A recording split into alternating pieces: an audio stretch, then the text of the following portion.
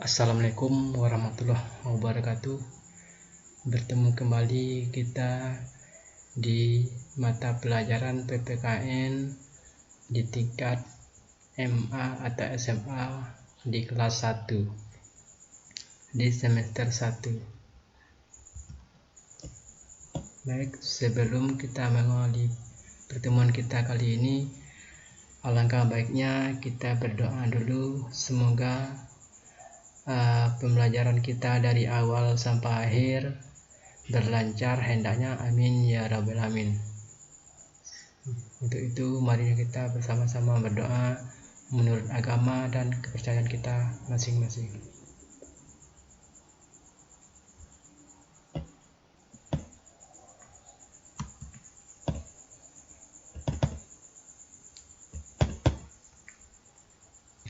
Baik, materi kita kali ini adalah nilai-nilai Pancasila dalam kerangka praktik penyelenggaraan pemerintahan negara. Nah, sebelum kita masuk ke materinya, alangkah baiknya kita tahu dulu apa tujuan dari pembelajaran kita kali ini. Tujuan pembelajaran setelah mempelajari ini, siswa diharapkan mampu pertama, memahami nilai-nilai Pancasila dalam praktik penyelenggaraan pemerintahan negara. Yang kedua, menganalisis nilai-nilai Pancasila dalam praktik penyelenggaraan pemerintahan negara. Yang ketiga, mengkaji nilai-nilai Pancasila dalam praktik penyelenggaraan pemerintahan negara. Dan yang keempat, mengomunikasikan nilai-nilai Pancasila dalam praktik penyelenggaraan pemerintahan negara.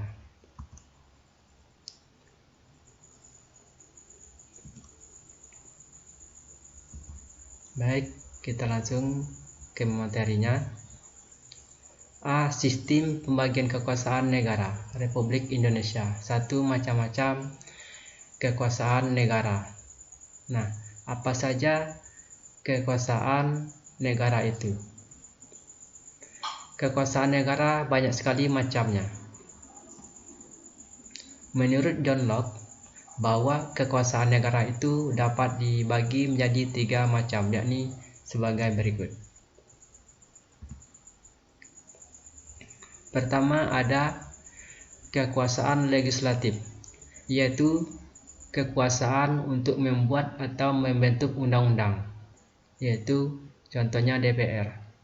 Yang kedua, kekuasaan eksekutif, yaitu kekuasaan untuk melaksanakan undang-undang, termasuk kekuasaan untuk mengadili setiap pelanggaran terhadap undang-undang, yaitu contohnya pemerintahan atau presiden.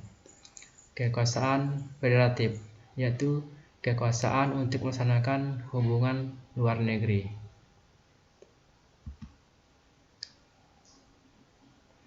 Selain John Locke, ada tokoh lain yang berpendapat tentang kekuasaan negara, yaitu Montesquieu. Menurut beliau, A. Kekuasaan legislatif, yaitu kekuasaan untuk membuat atau membentuk undang-undang. Yang kedua, kekuasaan eksekutif, yaitu kekuasaan untuk melaksanakan undang-undang.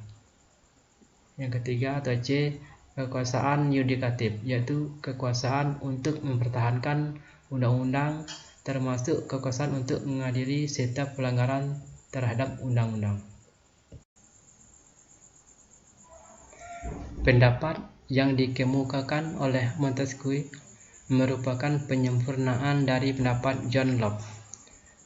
Kekuasaan federatif oleh Montesquieu dimasukkan ke dalam kekuasaan eksekutif. Fungsi mengadili dijadikan kekuasaan yang berdiri sendiri. Ketiga, kekuasaan tersebut dilaksanakan oleh lembaga-lembaga yang berbeda yang sifatnya terpisah. Teori Montesquieu ini dinamakan trias politika. Baik.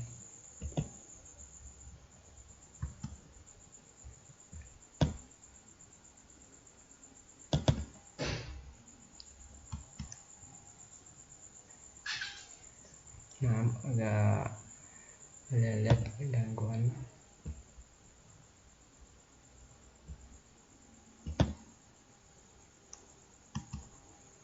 Oke, selanjutnya 2. Konsep pembagian kekuasaan di Indonesia. Apa sebenarnya konsep pemisahan dan pembagian kekuasaan itu? Kusnardi dan Ibrahim 1983 menyatakan bahwa istilah pemisahan kekuasaan atau separation of power dan pembagian kekuasaan atau division of power merupakan dua istilah yang memiliki pengertian berbeda satu sama lainnya. Pemisahan kekuasaan berarti kekuasaan negara itu terpisah-pisah dalam beberapa bagian, baik mengenai organ maupun fungsinya. Nah, bagaimana konsep pembagian kekuasaan yang dianut negara Indonesia? Penerapan pembagian kekuasaan di Indonesia terdiri atas dua bagian, yaitu pertama ada pembagian kekuasaan secara horizontal dan yang kedua secara vertikal. Nah, bagian kekuasaan secara horizontal.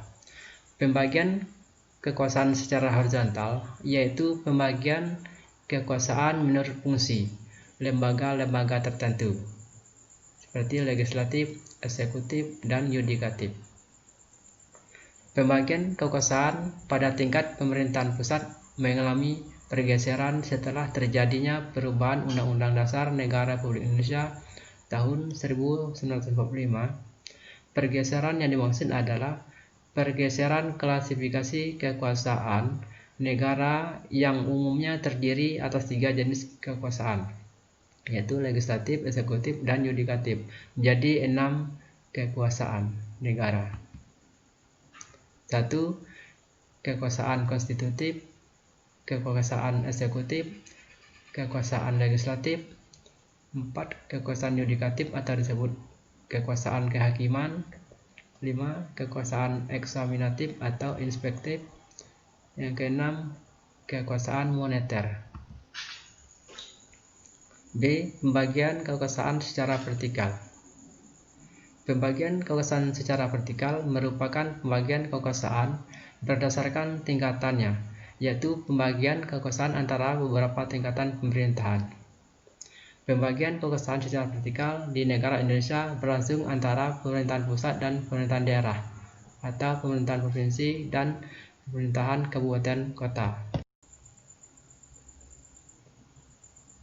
Pembagian kekuasaan secara vertikal muncul sebagai konsekuensi dari diterapkannya asas desentralisasi di Negara Kesatuan Republik Indonesia. Dengan asas tersebut, pemerintah pusat menyerahkan wewenang pemerintah kepada pemerintah daerah atau otonom, pemerintah provinsi dan kabupaten kota untuk mengurus dan mengatur sendiri urusan pemerintahan di daerahnya, kecuali urusan pemerintahan yang menjadi kewenangan pemerintah pusat, yaitu kewenangan berkaitan dengan politik luar negeri, pertahanan, keamanan, justisi, agama, moneter, dan fiskal.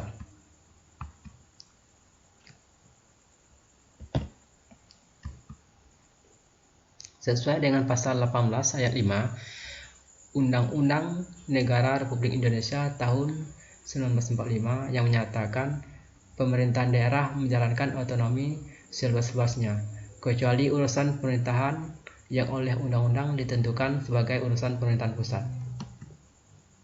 Nah, demikianlah pembahasan kita kali ini. Semoga bermanfaat. Saya akhiri. Assalamualaikum warahmatullahi wabarakatuh.